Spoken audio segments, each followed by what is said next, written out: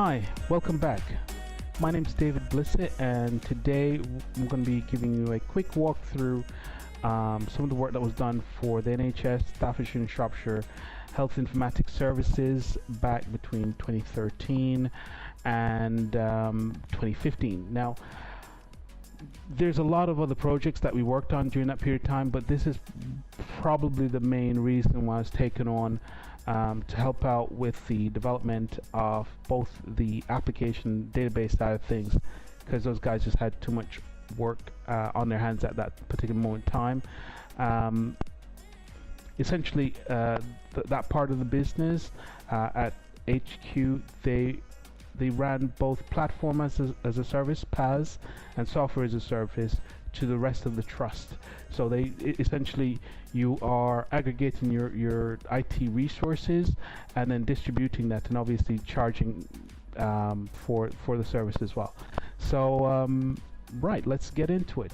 So the EMS triggers, or the escalation management system triggers, would have been used by administrators, bed managers, and clinical staff.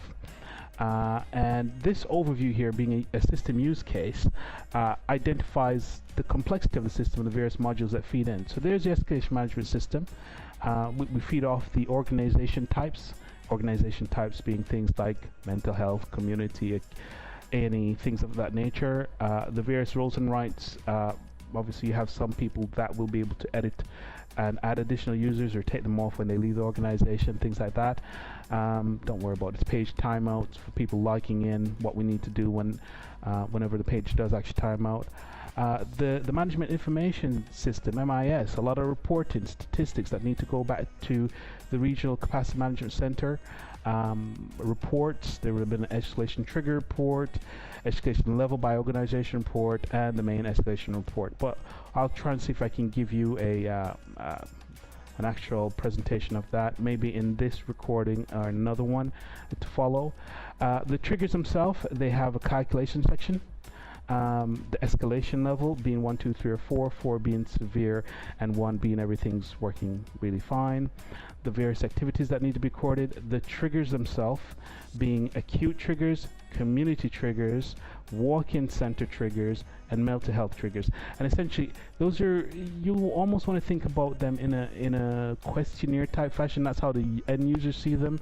There's a bit more sophistication going on in the back end because of the calculation driving the escalation level, but from the end user's perspective, it's almost like a tick list that they need to go through.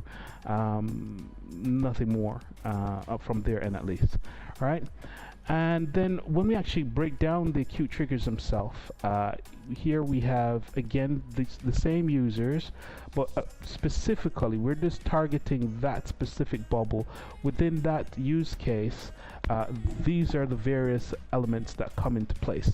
So for our bed breaches, expected capacity versus expected demand, elective work, cubicles in A&E, beds in assessment area, critical care capacity, and so on and so forth. All these bubbles indicate a major work area for us, and also highlight which ones definitely need a calculation behind them to be able to drive the override. And then something like community triggers, rather straightforward. This is where we have like the health worker going out into the community and capturing information, but no calculation. So it shows you that this here is a bit more straightforward. There's some reporting, same users. So by having this kind of use case configuration, we can see where we might be able to get some kind of reuse within the system. But from a complexity overview, putting the acute triggers beside the community triggers, we're able to kind of illustrate to the business users why there's going to be a lot more effort going in for the acute side than going to the community side, because this is complicated, and you can see it straight away. There's a lot more bubbles there, or use cases. And then here, not so much detail needing to go into it. So rather than talk you through this document, I think you might have seen a copy of that come through. Let's now go over to the actual UI. I'll be jumping back and forth between the UI and the actual code. So I've logged in. The system's detected that I'm the logged in user because that's how we coded it. If I want to be able to find an organization to actually be able to do an escalation, I would have to know the organization hierarchy to be able to define. I know George Elliott, for example. I know that they are an A&E organization type. So if I go ahead and find, right, so the version of this database is a bit old because I've not been working with NHS for a while now. But George Elliott, I know that their last update was an escalation level 3. Level 4 is severe, so that's quite high. If I drill into them, from a code perspective, straight away I can tell the organization type is a level 1, which is it's going to be acute. I do have community services configured. I do have acute pediatric, pediatric unit, mental health, and walk-in centers. But right now, I need specifically to be able to deal with acute. So I go into there. That will automatically configure my acute trigger business logic, which is using the acute trigger or the iTrigger business logic interface. So I can drill into that. That'll go ahead and set me up quite nicely. I've got acute hospital, and I can drill in a bit further. Run a few store procedures here. All really straightforward stuff. Essentially, I've got a trigger context. Within the code, we don't want the user trying to figure out which one they've got to use. They've got to come through this interface here in order to be able to figure out what the context is going to be. And the trigger context I know is going to be an acute one, but because obviously we're coming through and we are actually doing this in an object-oriented manner, that's why we've got that. I'm just going to step through this quite quickly. There's a fair bit going on there just to load that page. But before I go back to the UI, just to give you an idea as to how this is set up. Now, this application started being built up, think about 2009, for various other things within the organization. But the acute triggers does take up a significant portion of it because of the complexity that's involved. And because we're trying to apply a more object-oriented approach. So within here, my business logic, I've got acute pediatric, acute triggers, community triggered, pediatric triggers, the trigger business logic, which is the base class, and then we have a trigger context, but for which we want any calls coming in to go through there to determine which one needs to go back. But if you recall, I mentioned that we were doing it in an object-oriented fashion. So say, for example, if I come in here, my trigger class implements an selection item and also selects an iTrigger. So if I go and have a look on that, this is the various bits and bobs, methods and properties or functions that must be implemented by this interface, and there is the actual implementation for the trigger class. But we put all our business logic that's using this class within the trigger business logic, which makes a lot of sense. So here, I mean, I'm just going to quickly scroll through this code. We're not going to go through this in that much detail. We've got some transactional processing going on. So this is when we're inserting this in an escalation level. So there's a fair bit of logic going on here. Nothing too sophisticated, it's not rocket science. But say, for example, if we were looking to the community triggers, there's almost nothing there. Why? Because we're inheriting all of that information or business processing from the trigger business logic. If I was to look at the acute, again, we're inheriting everything from the base class. So by abstracting it in that fashion, we get a lot of reuse, which means there should be less issues once we actually come to deploy. So let's go back to the UI now. So again, this is George Elliott that we loaded up earlier. I'm going to talk you through just from a very high level, because I mean, obviously you don't work with the acute trigger hospital pathways. Here's a hospital that we're dealing with, the current status, the last time they've run an update, and these are the various triggers that have been configured, not hard-coded, but configured in the database, for which we're doing a bit of loops and logic on the server to get it back to the client. There are some calculations that are also taking place on the server, but we'll try and come to that as we walk through, and then I'll kind of give you a dance through the database as well to show you a bit later how we've configured this.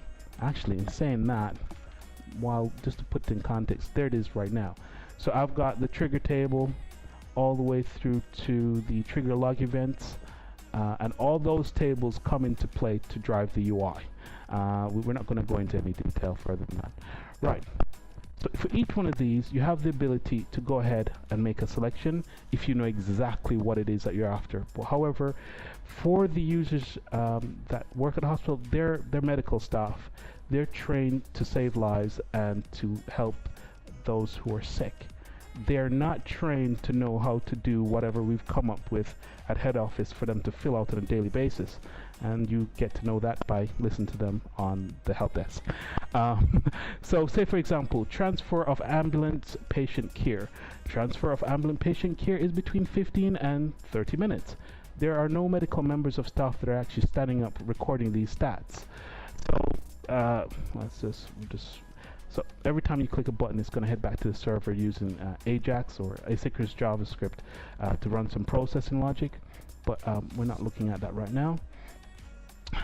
So we've gone off and we found out, okay, fine, this is a help test, and evaluation of the current 15-minute handover period for the patient from the ambulance crew to the hospital staff. All right, so that's giving the user a kind of, I mean, there are hundreds of hospitals. We can't go out and train everybody, but having this help desk there is helpful as a first point of call before they actually pick up the phone and call us at head office. Alright, so I can switch that back off. Alright, then we've got this principle of a calculation help override. Now the idea here is you don't know how to fill this section out, and so you click on that, go ahead, run that through, and then you get an override for which the user is expected to have some idea of how to fill this out. Expected admission capacity, let's say that's going to be 125, and the expected demand, let's say that's going to be 100. So if I select that one, it's saying the expected admission capacity is greater than or equal to the expected admission demand for the next 24 hours, running at 20%. Let's square this up, give us a better figure. I'm just gonna switch off these breakpoints here. Alright. So if I was to go ahead and say something like 50, just to put in some testing. So there is an expected capacity deficit of more than 20% of the expected demand for the next 24 hours. So the calculation is making the selection, and this will then ensure that the reports are a lot more on target, as opposed to a kind of finger in the wind type job, which is what we're trying to get away from. There was a scenario going back maybe 2013, 2014, whereby there was a dire scenario at one of the hospitals. I think it might have been George Eliot as well, where there were outpatients in the hallways. There were not enough beds, and that was one of the driving factors for doing this bit of work. And so as we go, if you notice, when I click on this, there is a kind of a egg timer that comes up. That's because we're visiting the server each time the user expands one of this. We're not monitoring what the user does as they do it, but this process ensures that if we want to make any tweaks in a database in terms of the metrics that we're driving, we can, and it will immediately impact the user. Okay, so again, let's put total number of elected cases, let's say 100. Number of elected cases cancel, let's say 2. Yes. Right. So here's a calculation that we're going into now. Alright. check the threshold,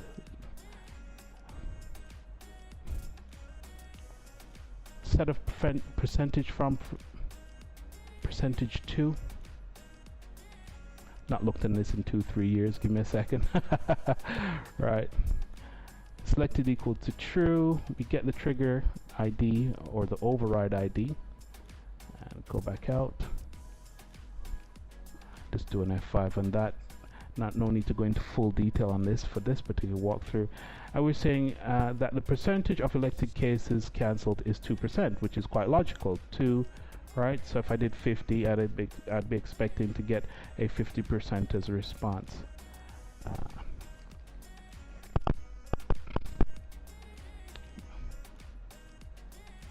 Got my ID, override, do a calculation. This was a bit of fun writing all this, and again, remember, all of this is generic, so for every other organization type, it's using the same logic. So it means then that if we get it right for one, we've got it right for all. Alright, so there's no JavaScript going on here for this bit. Yes, in terms of the refresh to get us back to the server, there's a lot of JavaScript going on there. But it's just an asynchronous post back to the server, calculations done, that's populated and it's returned. Right? Now, I could carry on filling this out, but it's pretty much more of the same. We need to get a report going back. We also need to get to know who the on-call manager is, and then the contact number for that person, just in case there's any issues. If I try and click this now, it shouldn't submit. It's going to tell me there's no value for all of these others. Please fill them out and then get them submitted. All right. So again, nothing sophisticated for an ASP.NET developer. This is just what this bit of work was. Right, so I've given you a high level of the database just to show you the values. Again, quite generic, and in terms of things like overrides and things like that, percent ranges that we're working to for those that need calculation overrides, those are all there, and that's what we've got there. Just to give you another idea on what we were doing for the reports. So all these are various reports that were configured. If I was to go ahead and run that one, again, this goes back to 2015, because that's how old the database is, and this is a report that would probably be printed off in or exported to Excel, PDF, what have you. But that's the SSRS side of things. So that's pretty much it. I mean, I could run you through a few of these reports, but it's very organization specific, and I'm not sure just how much detail I can go into in terms of exposing exactly what's going on there. So I know that this was a production database, so some of the data in here is sensitive. So we're going to stop things here at the moment. If you've got any questions regarding how we actually put this together, please feel free to get in touch with me directly, david.blissett@warriorsoftware.com. But for now, thanks for watching. If you want to leave a comment, would appreciate it. Like, that'll be perfect. I don't know if there's more than 4 people on the planet that really cares about this, but yeah, thanks for watching.